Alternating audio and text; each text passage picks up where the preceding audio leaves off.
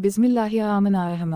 मैंने यह सुना तो था कि अरबी औरतें अपने सवाओं के साथ अब बिस्तर करने की बहुत ज़्यादा दीवानी होती हैं और उनको खुश करने के लिए कई टोटके भी इस्तेमाल करती है। मगर मेरी मालकिन तो हद ही कर दी। जब उसने शौहर के पास जाने से पहले तेल में एक चीज़ मिलाई, और वो चीज़ क्या है जिससे वह अपने सवाओं को खुश करती है। जानने के लिए वीडियो को पूरा लाजमी देखिएगा। बहुत सी चीज़ें हमारे नज़दीक कोई अहमियत नहीं रखती, वह हमारे सामने भी पड़ी रहे तो जब तक हमें उसकी ज़रूरत ना हो तो वह हमारे नज़दीक बेकार है। ऐसी ही एक सस्ती मगर आरामशाह पाटकाई का मेरी ज़िंदगी में दखूल जब हुआ तो मैं हैरान ही रह गई। जब मैं सऊदी में अपने शौहर के पास आई तो हर अरबी औरत उसको बहुत ज़्यादा अपनी ज़िंदगी में इस्तेमाल करती थी और उसका इस्तेमाल वह दूसरों से छुप कर करती थी। ना जाने इसमें क्या राज पोशीदा था। मैं जितना ज़्यादा जानने की कोशिश कर रही थी उतना ही उलझती जा रही थी।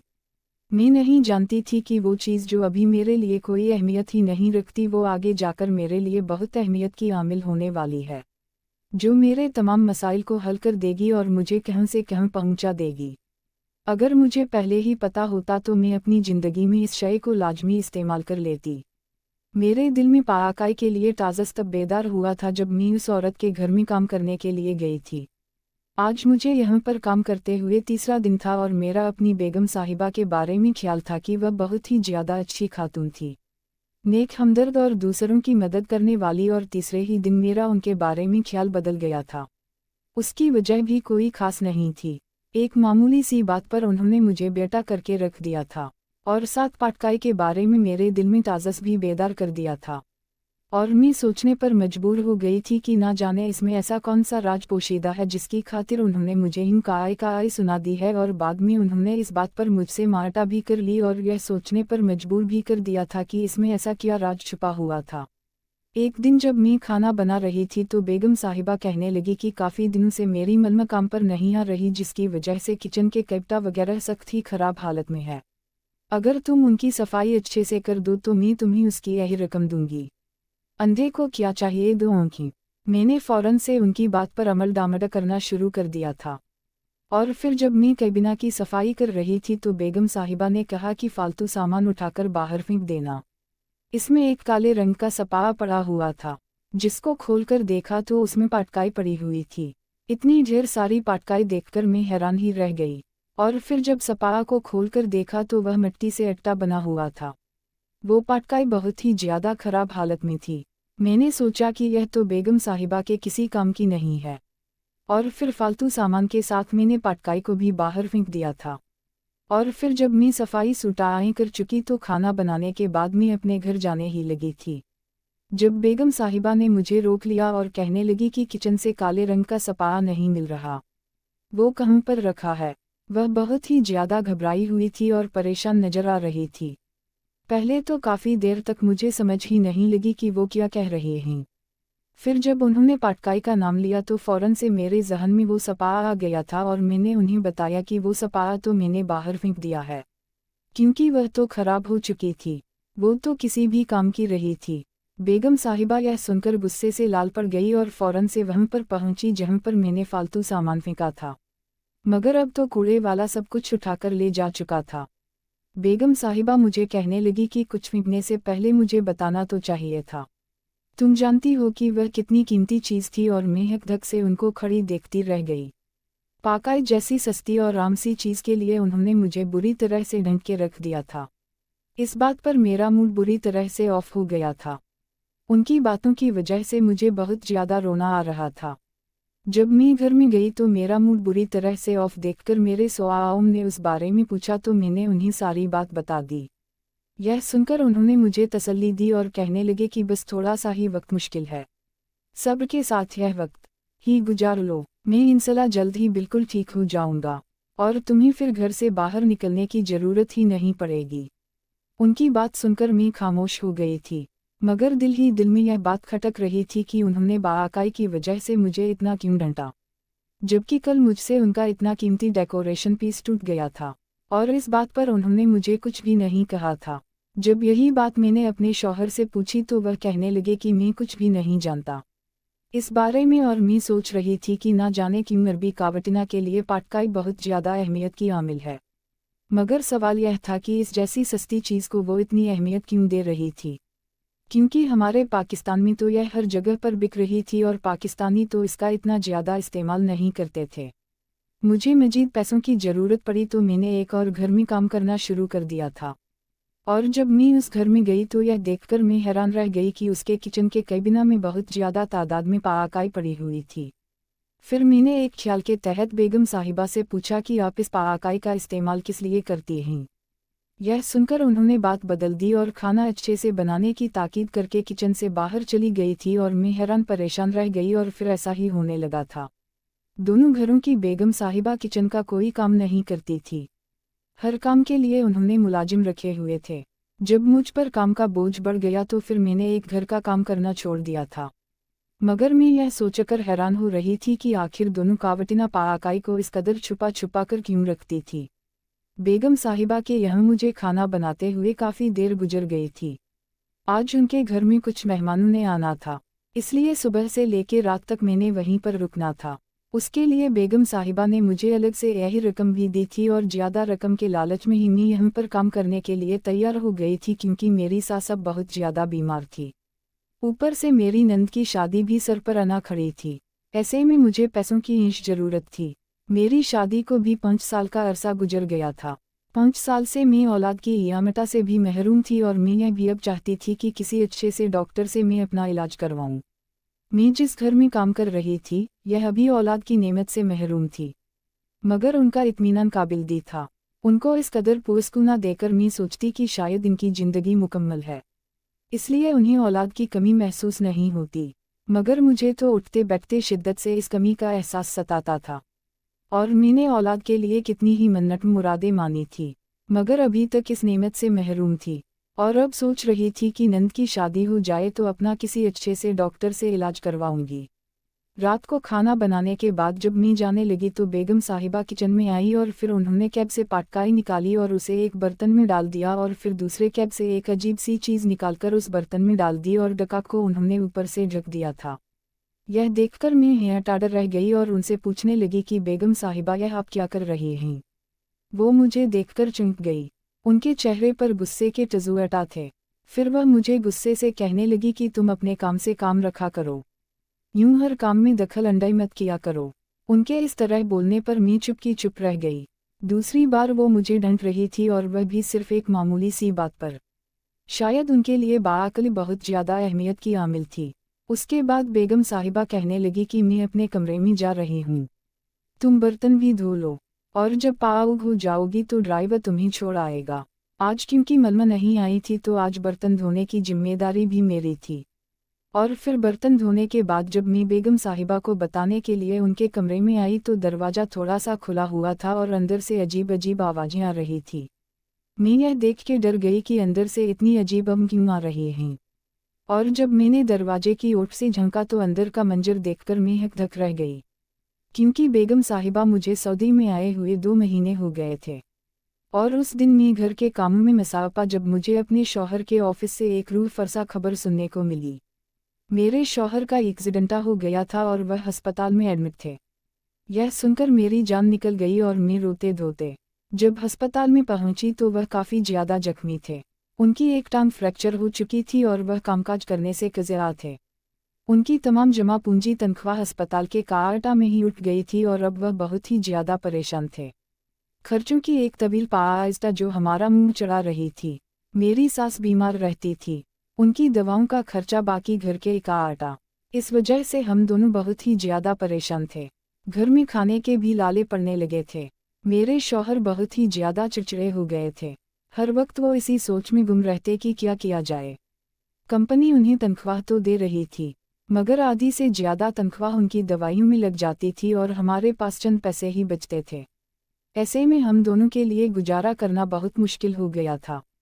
तभी मैंने डरते डरते अपने शौहर से जब काम करने की बात की तो वह मेरी टबककों के मुताबिक आगब्ल हो गए और कहने लगे कि मैं अभी मरा नहीं हूँ, अभी मैं जिंदा हूँ। तुम्हें इन डया गैर में काम करने के लिए घर से निकलने नहीं दे सकता।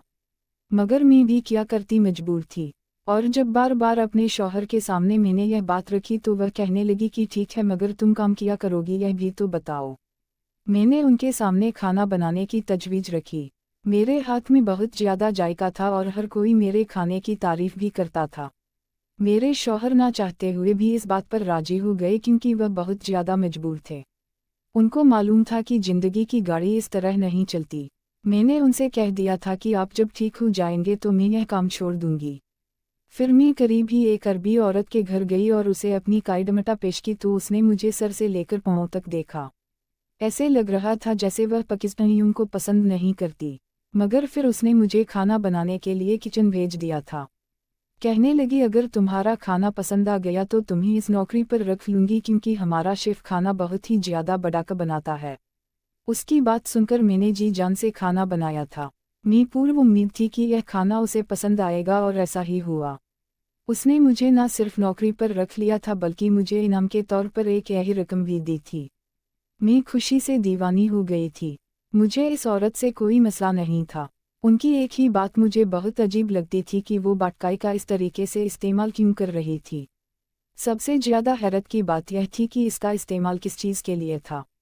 मेरी दोनों मालकिन पाटकाई को बाकायदा तौर पर इस्तेमाल करती थी। हर रोज़ वो किचन के कैबिना से पाटकाई उठाती थी, मतलब कि वह पाटकाई का रोज की बुनियाद पर इस्तेमाल करते थे। मुझे बात समझ में नहीं आ रही थी, आखिर वह इसका करती क्या थी, क्योंकि काम तो उनके सारे नौकर चाकर ही किया करते थे। क्या वह किसी ज्यादती ज़रूरत के बारे में पाटकाई का इस्तेमाल करती थी? इस तरह की बातें मेरे जहन में आती थी। फिर मैं ड्राइवर के साथ काम खत्म करने के बाद अपने घर आ गई। आज मुझे बेगम साहिबा ने मुझे मेरे काम से ज़्यादा यही रकम दी थी। शायद यह उनका एहसास नाडमटा था या वह मेरे काम से खुश हुई थी। बहरहाल जो भी था मेरा इसमें फ़ायदा हो गया था और अब मेरे शौहर भी पहले से काफ़ी हद तक बेहतर हो गए थे। चलने फिरने के काबिल हो गए थे और कुछ दिनों तक उन्होंने अपने ऑफिस में दोबारा से काम के लिए चले जाना था। वह मुझसे बहुत ज़्यादा खुश थे। उन्हें इस चीज़ का एहसास था कि मैंने उनका साथ नहीं छोड़ा बल्कि इस मुश्किल वक्त में उनकी मदद की। जब भी वह मेरी बहुत ज़्यादा कदर करते थे और मुझसे मोहब्बत भी पहले से ज़्यादा करने लगे थे। अब जब भी मैं उनके सामने औलाद की कमी का रोना रोती तो वो उल्टा मुझे समझाते और कहते कि सब ठीक हो जाएगा। अल्लाह ने चाहा वो हमें इस नेमत से ज़रूर नाग। तुम बहुत अच्छी हो और अल्लाह पाक अच्छे लोगों का सब्र जाया नहीं करता। उनकी बात पर मैं मुस्कुरा दी थी। फिर जब मैंने अपने उलझन का जिक्र उनसे किया तो वो कहने लगे कि एक तो तुम बहुत ही ज़्यादा मुताज़्ज़िज़ तबीयत के मालिक हो, क्यों हर बात के पीछे पड़ जाती हो। अब जब वो इस बात के बारे में तुम्हें नहीं बताना चाहती तो तुम क्या कर सकती हो सकता है कि यह उनका ऐसा राज हो जो वो किसी अजनबी पर जाहिर ना करना चाहती हो। और फिर मैं चुप की चुप रह गई थी। आज जो कुछ मैंने देखा था उसका जिक्र अपने शौहर से नहीं किया था। कुछ दिनों के बाद मेरे शौहर साटेबा हो गए थे। फिर उन्होंने अपने ऑफिस में जाना शुरू कर दिया था। उनको ऑफिस में रुखसत करके मैंने भी सोच लिया था कि यह महीना मुकम्मल होते ही मैं भी यह नौकरी छोड़ दूंगी। और उनके जाने के बाद मैं आंखों से मुस्कुरा दी थी और थोड़ी ही देर के बाद खुद भी अपने काम पर चली गई थी। वो औरत बहुत अच्छी मगर ना जाने क्यों बाटकाई का जब भी जिक्र आता था तो वह गब्र हो जाती थी और तमाम लिहाज बलताक रख दिया करती थी। और अब जब मैंने इसे ऐसा इस्तेमाल करते देखा तो तब से मैं हैरान थी। अब मैंने सोच लिया था कि मैं इस राज से पर्दा उठाकर ही रहूंगी। हमारे मोहल्ले में एक इंडियन मुस्लिम फैमिली रहती थी। उस औरत की मेरे साथ अच्छी अलेंका सलेंका हो गई थी। वो शुरू से ही यहीं पर रिहाइश पाया थे। वो मुझसे बहुत अच्छी तरह से मिलती मगर मेरे शौहर को मेरा उन लोगों के घर में आना जाना पसंद नहीं था। जब भी मैं उनके घर में आती जाती नहीं थी। उस दिन काम से छुट्टी थी क्योंकि आज बेगम साहिबा घर पर नहीं थी और उन्होंने मुझे आज की छुट्टी दे दी थी। आज मैं पुरस्कुना थी। थोड़ी देर के बाद मुझे दरवाजे पर बेल सुनाई दी। जब मैंने दरवाज़ा खोला तो सामने वही औरत खड़ी थी। वो कहने लगी कि मेरी तबीयत सख्त ख़राब है और मैं अकेली हूँ, मुझे अस्पताल में जाना है। अगर आम हालात होते तो मैं उसे इनकार कर देती, मगर अब वह बीमार थी और उसे मेरी मदद की ज़रूरत थी। जब भी फिर मैं उसके साथ अस्पताल में चली गई थी। उस औरत की शादी को 10 साल का अरसा गुजर गया था और वह भी अभी तक औलाद की नेमत से महरूम थी। जब मैं उसके साथ अस्पताल में गई तो डॉक्टर ने उसे बताया कि वो मां बनने वाली है। यह सुनकर खुशी से उसकी आंखों से आंसू निकल पड़े और वहीं पर मेरे दिल में भी यह एहसास पैदा हो गया कि काश कि मैं भी यह खबर सुन सकूं। यह बात सुनने के लिए मेरे तो कान ही तरस गए थे। जब डॉक्टर साहिबा ने उसे पूछा कि आप कौन सी मेडिसिन इस्तेमाल कर रही हैं, मैं भी यह बात जानने के लिए बेताब थी। वो उसे कहने लगी कि आपके बताए हुए नुस्खे का इस्तेमाल किया था और अल्लाह पाक ने करम कर दिया। यह बात सुनकर मैं हैरत से उसकी तरफ देखने लगी। मैं अब जल्दी से वो नुस्खा जानने के लिए तड़प रही थी, जिसकी वजह से उस औरत पर अल्लाह पाक ने इतने साल के बाद करम किया था। इतने में उसका शौहर वहाँ पर आ गया और मैं उससे इस बारे में कोई बात ही नहीं कर सकी। वापसी का सफ़र हम लोगों ने खामोशी से काटा था। मैं अपने घर आ गई। घर आने के बाद भी मैं मुसलसल इसी बारे में ही सोचे जा रही थी। अगले दिन जब मैं काम पर गई तो बेगम साहिबा पहले ही किचन में मौजूद थी और मुझे देखकर वह चौंक गई और कहने लगी कि तुम अभी बाहर बैठो, मैं अभी आती हूँ। वो चूल्हे पर कोई बर्तन रखे खड़ी थी, मगर मैं उनके पास आ गई और अब जब उन्होंने मुझे वहीं पर खड़े देखा तो वो गुस्से से कहने लगी कि तुम्हें सुनाई नहीं दिया मैंने क्या कहा है, फौरन से बाहर जाओ। उनके इस आहत दर्जा टालिल पर मेरा गुस्से से बुरा हाल हो गया था, मगर क्योंकि मैं उसके घर में खड़ी थी और उसका काम कर रही थी, इसलिए मैंने अपने गुस्से को कंट्रोल कर लिया। मगर मुझे उस औरत का रवैया बहुत बुरा लगा था। ना जाने वो कभी कभी इतना ओवर रिएक्ट क्यों करती थी और बाद में वह मार्टा भी कर लेती थी। अब जब मैं सिंग एरिया में आकर बैठ गई तो थोड़ी ही देर के बाद वो औरत किचन से बाहर निकली। उसने अपने लिबास में कोई चीज़ छुपा रखी थी। चोर नज़रों से मुझे देखते हुए अपने कमरे में चली गई थी और थोड़ी ही देर के बाद आकर मुझे कहने लगी कि अच्छा सा खाना बना दो। अब वो मुझसे नॉर्मल अंदाज में बातचीत करने लगी, जैसे कि हम दोनों में इससे पहले कोई बात ही नहीं हुई थी। और मैं उसके पल पल रंग बदलते हुए रवैया पर भी हैरान और परेशान रह गई थी। खाली डा का सिंक में पड़ा हुआ था। अब जब मैंने देखा तो उस बर्तन में खाने के बजाय कोई और ही चीज़ थी जिसकी अजीब सी स्मेल आ रही थी। मैंने उस डक को अच्छे से धोया और फिर उसी में खाना बनाने लगी। थोड़ी ही देर के बाद मलकना किचन में मुझे चाय बनाने के लिए कहने के लिए आई, मगर जब उसकी नज़र डक पर पड़ी तो वह बुरी तरह से चीख पड़ी और मुझ पर चिल्लाने लगी, जाहिल औरत, तुम कोई भी काम ढंग से नहीं करती हो। तुम्हें इस डक को इस्तेमाल करने की क्या ज़रूरत थी? इसमें तुमने खाना क्यों नहीं बनाया है क्या? और बाकी बर्तन खत्म हो गए थे। अब फिर वह मुझ पर बरस रही थी और अब मेरी बर्दाश्त भी जवाब दे चुकी थी। तभी मैंने उसे कहा कि इस डक में ऐसी कौन सी खास बात है जो इसमें बंदा खाना नहीं बना सकता, और वैसे भी इसको मैंने अच्छे से धोकर ही इस्तेमाल किया है। अब की बार वह कहने लगी कि मैंने इसमें दवा बनाई थी और इस बर्तन को मैं खाने में इस्तेमाल नहीं करती। यह इसी दवा के लिए मकाजस करके रखा है, मगर तुम हमेशा कोई ना कोई गड़बड़ कर देती हो। और फिर वह किचन से बाहर निकल गई। अब मैंने सोच लिया था कि आज के बाद मैं यहाँ पर काम करने के लिए नहीं आऊँगी। तभी मैं बेगम साहिबा के कमरे में गई और उन्हें जब अपना फैसला सुनाया तो वह हैरान सी होकर मेरे चेहरे की तरफ देखने लगी। क्या मतलब इस बात का कि तुम काम नहीं करोगी? तुम जानते हो कि मुझे तुम्हारी ज़रूरत है और तुम्हारे हाथ का खाना भी मुझे पसंद है। मेरा शौहर तुम्हारे खाने से बहुत ज़्यादा खुश है। वो तुम्हारे हाथ के सिवा किसी का खाना नहीं खाते। तुम इस तरह मुझे छोड़कर नहीं जा सकती हो, और अगर तुम चली जाओगी तो किचन का काम कौन करेगा? बेगम साहिबा, यह आपकी जिम्मेदारी है। मैं रोज़ रोज़ ज़रा सी बात पर आपसे बेइज्जती नहीं करवा सकती। मैं कोई पेशे से मलमा नहीं हूँ। मजबूरी में शौहर के एक्सीडेंटा की वजह से मुझे यह काम करना पड़ा था। लेकिन अब मेरा शौहर मुकम्मल तौर पर साटेबा हो गए हैं और ऑफिस जाने लगे हैं। इस वजह से अब मैं यह काम नहीं करूँगी। बेगम साहिबा हैरान रह गई और कहने लगी कि तुमको मेरी कौन सी बात बुरी लगी? और मैं हैरत से उनकी तरफ देख रही थी। या उनको ज़रा भी एहसास नहीं था कि वो इतनी छोटी सी आम चीज़ की वजह से मेरी कितनी बेइज्जती कर देती थी। शायद करने वाले को एहसास नहीं होता है। जिसकी बेइज्जती होती है, जिस पर बीतती है, वही जानता है। मुझे आखिर समझ नहीं आती कि उस बाटकाई में ऐसा कौन सा राज है जिसकी वजह से आप मुझे मामूली सी बात पर ढंक कर रख देती हैं। उनके चेहरे पर एक तारीक साया लहराया और वह बेड पर बैठ गई और कहने लगी कि यह राज नहीं बल्कि मेरी कमज़ोरी है जो मैं किसी पर आया नहीं करना चाहती। यह कहकर उनकी आंखों से टिपा कर आंसू बहने लगे थे। थोड़ी ही देर पहले उनका गुस्से से चेहरा तप रहा था और अब वह रो रही थी। मुझे उनकी कोई बात समझ में नहीं आ रही थी। तब भी मैं उनके पास बैठ गई और उनसे कहने लगी कि क्या बात है, आप इस कदर परेशान क्यों हैं? मेरा पूछना ही था कि वह फूट फूट कर रो पड़ी और कहने लगी कि कितने सालों से मैं इस कमज़ोरी की वजह से खुद को कमतर महसूस कर रही हूँ। खुलकर सांस नहीं ले सकती, किसी से बात नहीं कर सकती। मुझे लगता है कि हर कोई मुझ पर हंसेगा, मुझ पर तंज करेगा। इसलिए मैं किसी के सामने इस बात का इजहार नहीं करती और सबके सामने हंसती बोलती हूँ, मगर अकेले में रोती हूँ। मुझे उनसे हमदर्दी महसूस होने लगी और उन्हें कहा कि आप मुझे बताइए कि आपको क्या मसला है, क्या परेशानी है। वो गहरी सांस लेकर कहने लगी कि मेरी शादी को 10 साल हो गए।